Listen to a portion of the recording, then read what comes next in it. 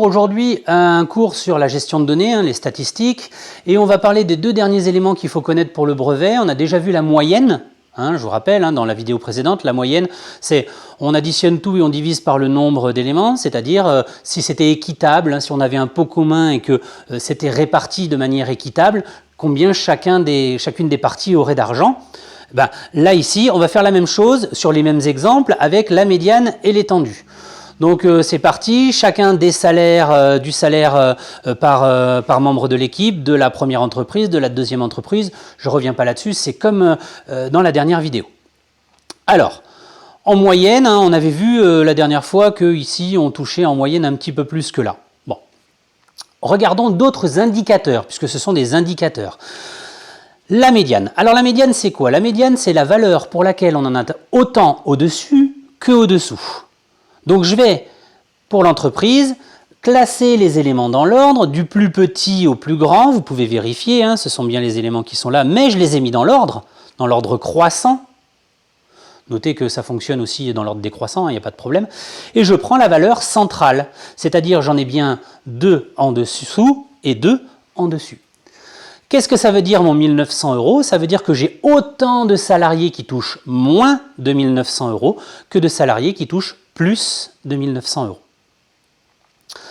Attaquons-nous à un autre indicateur, l'étendue. L'étendue, c'est vraiment ce que ça veut dire, c'est de combien la série s'étend. Quel est l'écartement?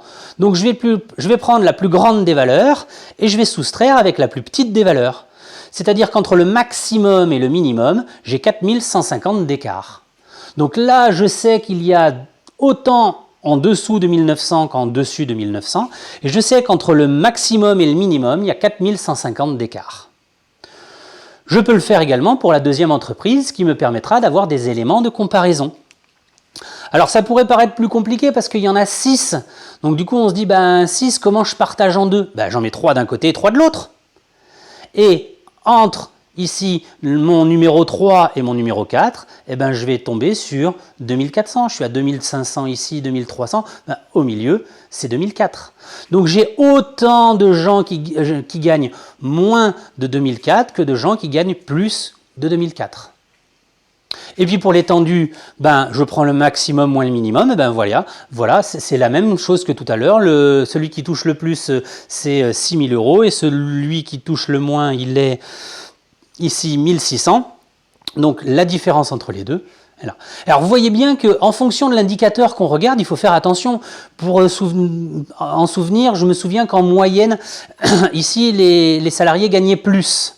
Donc on se disait, ah ouais, ce serait bien d'être dans cette entreprise-là, puisqu'elle donne plus d'argent en moyenne qu'ici.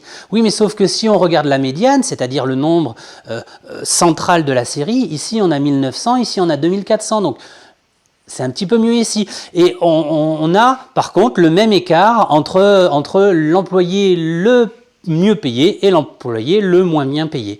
Alors attention, moyenne, médiane, étendue, ça a une signification différente.